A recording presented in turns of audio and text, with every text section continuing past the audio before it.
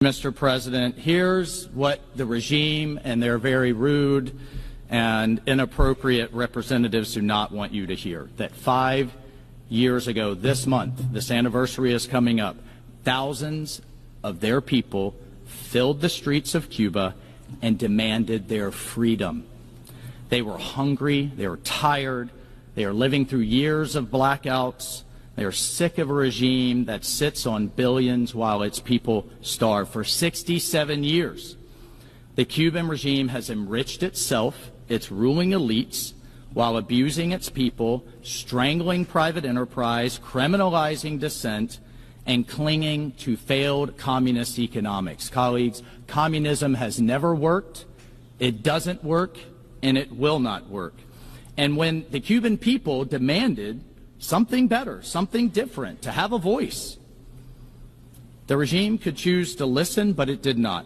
Instead, it chose to imprison 800 of its own people. And I want to take a moment today to read a few of their names. You should hear their names. You should see their faces. Luis Manuel Otero Alcantara. You know what his crime was? He's in maximum security prison. His crime, and this is according to the regime, is, quote, artistic expression. His crime is being an artist, Mr. President. Fernando Almendares Rivera. His crime, he's a musician, and he writes songs the regime doesn't like, calling for freedom. Michael Castillo Perez, another musician in maximum security prison. What did he do?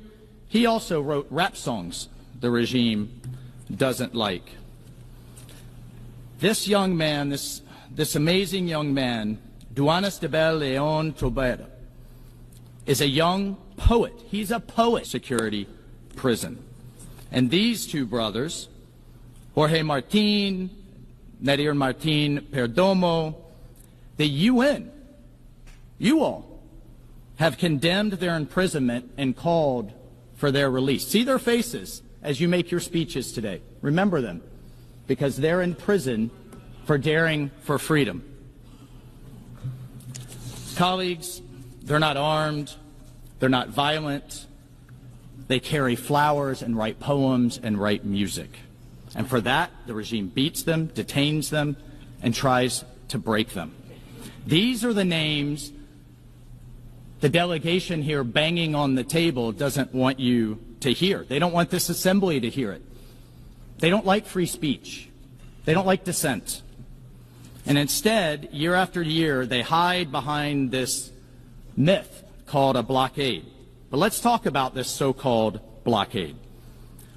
I would ask you if there's an embargo, and I'm looking at some of the delegations here. If there's an embargo, a blockade, whatever name they want to put on it, how did humanitarian aid from Belize, Canada, Chile, China, Colombia, the European Union, Mexico, Spain, Russia, Uruguay, and the UN itself reach the country just in the last few months?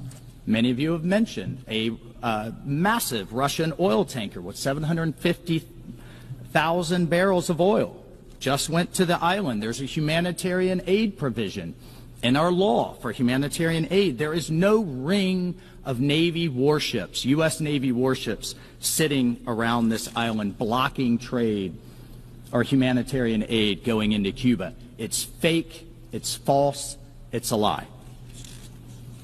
Period. If there's an embargo, why does the United States, I'm a native Floridian, I've seen the ships leaving our ports, give $500 million a year in commodities to Cuba? Why is the U.S. providing more than $100 million in aid? I've heard other countries giving aid today, spread over a decade, a few $1 million, $100 million just this year in aid. Also working with the Vatican and the Catholic Church to deliver food and medicine to the needy. Aid that we also provided, additional aid after the most recent hurricane.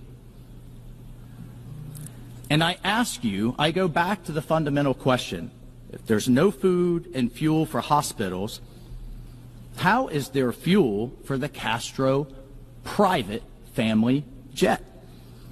How does President Diaz-Canel afford, you can look it up online, his Hermes tie? How does he afford his Rolex watch and the Mont Blanc pen that he writes with? How does the Castro family afford their 17 homes, their private island, their splashy trips to Madrid and Moscow and the Costa del Sol? I'm sorry to interrupt the speaker once again. There is a point of order from the delegation of Cuba. But let me just remind the delegation of Cuba and all delegations, in fact, a delegation can exercise the right of reply at the end of the afternoon meeting. So I will give the floor to the distinguished representative of Cuba if he has a point of order. Gracias, señor presidente. Thank you, Mr. President. It is a procedural matter. The delegation which opposed and asked for this debate to not take place has taken the floor twice, and it is doing so now in an offensive way against my country, and I call upon you to call upon the Speaker to observe decorum. Thank you. Offensive? What's offensive?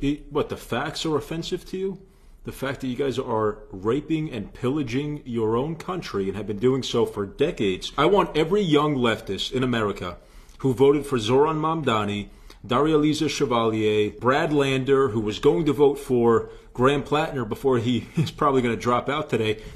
All of these radical young socialists need to watch this, because this is what you're rooting for. This system of repeated failure, keeping everybody down equally so that a small group of elites can benefit at the top.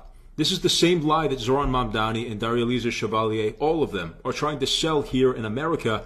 And what's scary is people are buying it. They try to call President Trump a fascist and anti-free speech because what? He said that Jimmy Kimmel should be fired? Meanwhile, the Cuban regime, which is being hailed in America as some kind of beacon of hope, some kind of utopia that we need to emulate, put 800 people in jail for writing songs or otherwise protesting against their government peacefully. This is ridiculous. 5,000 people rose up against this. And you know what? I'll say, maybe you guys disagree with me here. I would rather, let's deport the people that we're going to deport that came in under Joe Biden, because they came here for the wrong reasons. They came here because our border was wide open and our welfare system was also wide open, and they were ready to start living off the American taxpayer, which we know many of them are. Send those people back, deport the ones who came here during that time for the wrong reasons, and we'll take in 100,000 freedom-loving Cuban immigrants today, because they will actually vote for freedom in America. They'll vote for the American system and against leftism, because those are the people who know that what happens when you buy into these lies, these seductive lies of far-left socialist ideology. They know where it ends up. So you want to bring in some good immigrants, some hardworking people that are going to start businesses and are never going to vote for people like AOC or Zoran Mamdani. Give me 100,000 of these guys tomorrow. Let's make them Americans. Our country will be better off for it in perpetuity. Now let's see how this continues.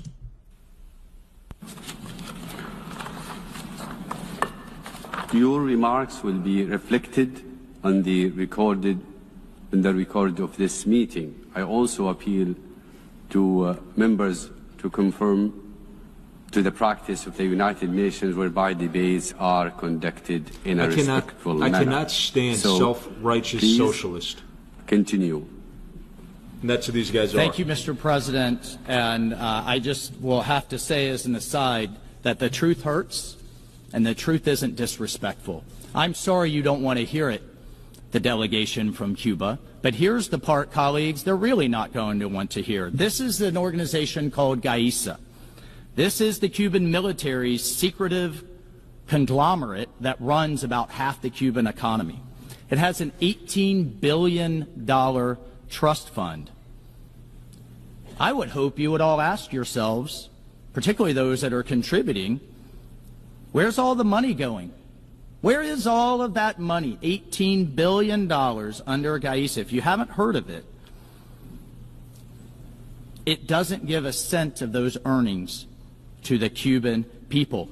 We should also be talking about Cuba's modern-day slave trade. Yes, the Cuban regime ships doctors and nurses around the world and around the region. But here's the part they don't tell you, and they want to bang the table so that you don't hear. The regime takes their wages. They don't get paid. The regime takes the wages and makes them work for free and threatens their families if they disobey. And they do the same with the mercenaries. My European colleagues, please hear this. Thousands of Cuban men are being forced to fight in Ukraine. And do you know where their wages are going? Wow. In the Castro family pockets. They're did not know going this. to the regime. So I question how you can stand here as you take the position that you've taken on Ukraine and not condemn the Cuban regime for sending mercenaries there. It is no wonder, with what I've laid out today, that nearly 2 million Cubans have risked their lives and fled. And where do they flee? They often go to the United States. We have now 3 million Cuban Americans who are proudly thriving as entrepreneurs, as business owners, as lawyers, as doctors, as members of their communities. Even our own Secretary of State, Marco Rubio, a Cuban American who has risen through our society to represent the United States on the world stage. In contrast, Cuban Christians have been persecuted, dissidents are sent to labor camps, Afro-Cubans are rounded up, and anyone who speaks out pays the ultimate price. So we have to ask ourselves, why does Cuba continue to call for this debate and come to this microphone? The answer is simple, because blaming the United States is the only economic plan Havana has left. Wow, some of this is shocking to me. I did not know that there was Cubans fighting in Ukraine. That I definitely want to look into that. That's a very interesting story. I know we're talking a lot about Graham Plattner today. The Political article came out last night. That's the big story. We have the Charlie Kirk trial. Everyone is watching now and should be watching and paying very close attention to it. I think that this deserves to be the biggest story today. The United States is finally standing up and telling the truth of what is happening in Cuba and why we have our economic policy against them that we do. Simultaneously, socialism is more popular now than ever in the United States, and this is alarming. I think it's very funny and confusing that these young radicals are so willing to condemn Israel for being an apartheid state, for being a militaristic colonial power, whatever they say, committing a genocide, all of this rhetoric. Meanwhile, they hold Cuba up as a perfect example of what they want America and the world to look like. It seems like Cuba has a lot of skeletons in its closet, or actually very overt human rights atrocities that are out in the open for anybody who's honest and willing to look into to see. But the young leftists won't do that. They're going to ignore it. They're going to continue to romanticize Cuba, just like they did with the USSR, the young radicals during the Cold War. They did the same thing. It's not actually about caring about human rights or humanitarian efforts to help these people. It's about winning the ideological war. Well, we've already won that ideological war. Ronald Reagan knocked down the Berlin Wall and definitively showed the world that capitalism, liberty, and democracy will always win and will always beat communism. Think back just a few months ago when Hassan Piker and Code Pink went to Cuba on a humanitarian aid mission. Really, it was a propaganda tour that was funded in large part by Neville Roy Singham, the Shanghai-based billionaire who has been financing left-wing politics and left-wing activism in America from behind the shadows. But now we all know that he is basically another iteration of George Soros, somebody with malignant intentions, living abroad, who is pumping money into the anti-American machine here at universities and major cities that is trying to corrode our country from within. And they use the same lines, Hassan Piker, Code Pink, these other activists, that it's the U.S. embargo, it's our trade policies that have created this horrible, impoverished state that Cuba is facing, when that could not be further from the truth. The truth is socialism and centralized economies will destroy a country rapidly. And it's not just Cuba. We've seen this across the world over the last 50 to 100 years. It's not as if we are lacking for examples to prove our point here. But it's really disturbing to see how many people are ignorant to those cases or choose to ignore them and continue along the same lines, to continue to give us the same bullshit, and how well it sells with people my age and younger, people who are just refusing to open their eyes to how economics really works and what the true intention of socialist elites are. It's always the elites that sell socialism to the working class. That's what they say, that they're talking to the working class. But if you just look for yourself, it's mostly white, affluent, college-age students or post-grad young people that are active and organizing in this space, that are voting for these DSA candidates. It's not the working class. The working class is voting for Donald Trump. And you could just look at the voting records for yourself. Some blue-collar worker in middle America is not voting for AOC. It's these over-credentialed elites in urban areas that feel shafted, that they're not as powerful and rich and wealthy and successful as they want to be. So what is their solution? Let's tear down the capitalist Western system and replace it with Marxism, and then I can be the elite of the new system. After the revolution, I'll be in charge, I'll be better off, and I can feel good about myself. It's a lie to the masses. It's a lie to oneself to buy into that. And there was no better communicator of this than Charlie Kirk.